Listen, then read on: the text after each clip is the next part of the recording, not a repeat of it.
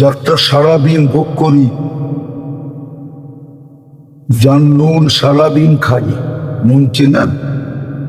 নোয়াখালী ভাষায় কি বলে? লবণ বলে, নুন বলে, ঠিক না?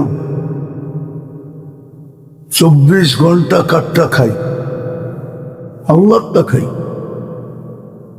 ইচ্ছা করলে পুরস্কার নাও দিতে পারো, যে তুমি তো 24 ঘন্টা আমারটাই ভোগ করো। আবার বিনা পয়সায় ভোগ করি, কোনো বিল নাই। 24 ঘন্টা যা ভোগ করি, এটার বিল আল্লাহ আমাদের কাছ থেকে দেন। মানুষ সামান্য সেবা দেয়, রাষ্ট্র আমাদেরকে সামান্য সেবা দেয়, আল্লাহ তো দিয়েই দেয়। তারপরেও কত ধরনের ট্যাক্স দিতে হয়, দিতে হয় না? দিতে হয় না?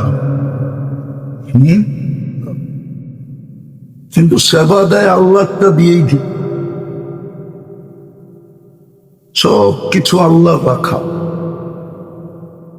তারপরও সেবা দেয় বিদায় ট্যাক্স দিতে হয়। কিন্তু আল্লাহ 24 ঘন্টা আমাদেরকে সেবা দেয়। ইচ্ছা করলে পুরস্কার নাও দিতে পারত, যে আমি তো বিনা পয়সাই তোমাদেরকে সেবা দিই, কিন্তু তারপরেও পুরস্কারের ঘোষণা দিতে চান। যদি মনোযোগ দিয়ে শুনলা আর পরিবেশটাকে নীরব রাখলা, তো লাআল্লাকুম তুরহামুন, বিরাট বড় একটা পুরস্কারের ঘোষণা। রহমতের ছোঁয়া লাগায় দিব, ছোঁয়া। শুধু ছোঁয়া লাগাবে না, রহমতের চাদর দিয়া ঢেকা দিব। দুনিয়ায় একটা পাথর আছে, যদিও অস্তিত্ব নাই, কিন্তু আমাদের মুখে মুখে আছে। পরশ পাথরের ছোঁয়া লাগলে নাকি লোহা সোনা হয়। আর আল্লাহর রহমতের চাদর দিয়ে যদি ঢেকা দেয়, তাহলে কি হয়? যদি ছোঁয়া লাগলে সোনা হয়, তো আল্লাহর রহমতের চাদর দিয়া যদি ঢাকা দেয়, তো এর চেয়ে কোটি গুণ বড় সোনা হলো। দুনিয়ার স্বর্ণ তো মানুষ কাগজ দিয়ে কিনে, কারেন্সি সব কাগজের, একটু উন্নত মানের কাগজ, শুধু ছাপের পার্থক্য। মনোযোগ কিন্তু শয়তান মনোযোগ দিতে দিবে না, কথাও লম্বা হবে না, অল্প সময় হবে। দুনিয়ার মানুষ স্বর্ণ কিনে কাগজ দিয়া, আর স্বর্ণকাররাও এমন বেউকুফ যে সোনাও বেচে কাগজ দিয়া, কাগজের বিনিময়ে স্বর্ণ হাতে উঠায় দিয়া। যদিও দুনিয়ার কারেন্সি উন্নত মানের কাগজ, শুধু ছাপের পার্থক্য। যেই দেশ ছাপ দেয়, ওই দেশের কারেন্সি হিসাবে গণ্য হয়। কিন্তু আল্লাহ আমাদেরকে কাগজ দিয়ে কিনবেন না। আল্লাহ ঘোষণা দিচ্ছেন, আমি তোমাদেরকে জান্নাত দিয়ে কিনবো, জান্নাত। জানি না দুনিয়ার বাংলাদেশের কেউ চিনুক আর না চিনুক, নোয়াখালীর মানুষের তো জান্নাত চিনা উচিত, ঠিক না? চিনেন জান্নাত? না শুধু শব্দটা জানেন? কোনটা সত্য বলে? জান্নাত তো চিনি না, ঠিক না? সত্য এটাই। এই জন্য আমরা নোয়াখালী আসি না।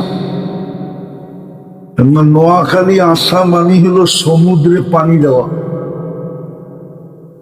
যেই দেশের ঘরে ঘরে আলেন, ওই দেশে ওয়াজ করতে আসা মানে সমুদ্রের ভিতরে পানি দেওয়া। সমুদ্রে পানি দেওয়া এটা বেউকুফি ছাড়া কিছু না। এক যুগে বাংলাদেশের প্রত্যেক গ্রামে গ্রামে যাদেরকে মুন্সি বলতো ওই যুগে আলেম বলতো না। এখন তো আলেমদের বহুত লকব হয়ে গেছে। ওই যুগে একটাই শব্দ ছিল, মুন্সি বলতো, মুন্সি।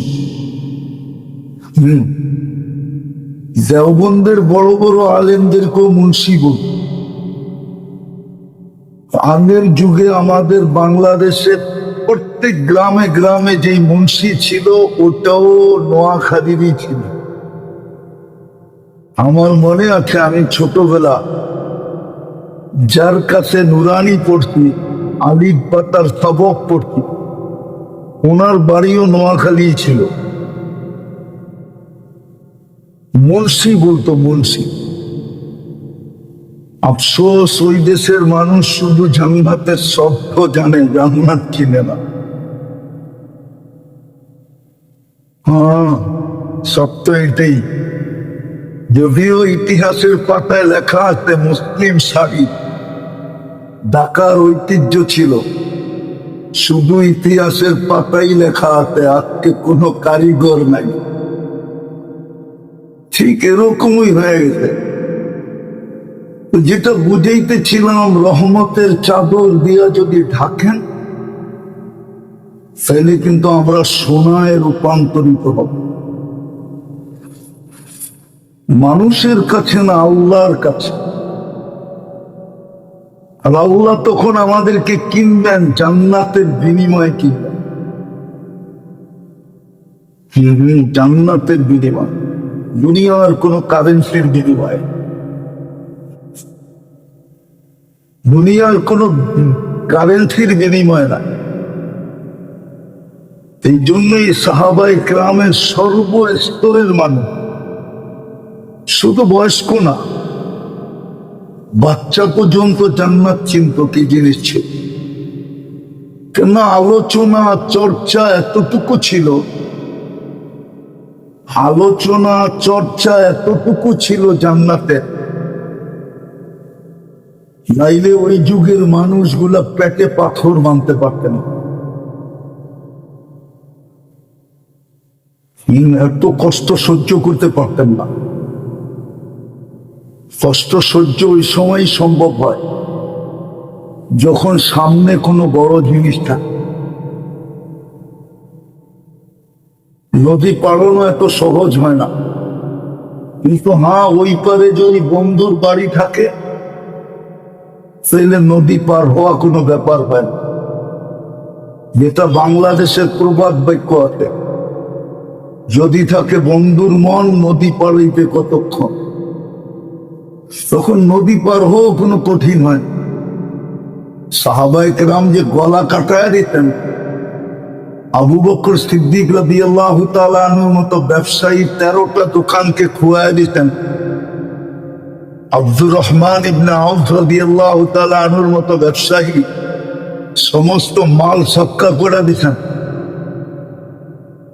মাসের পরে মাস যাদের চুলা জ্বলে নাই, একটা কাপড়ে স্বামী স্ত্রীর জীবন চলতেছিল।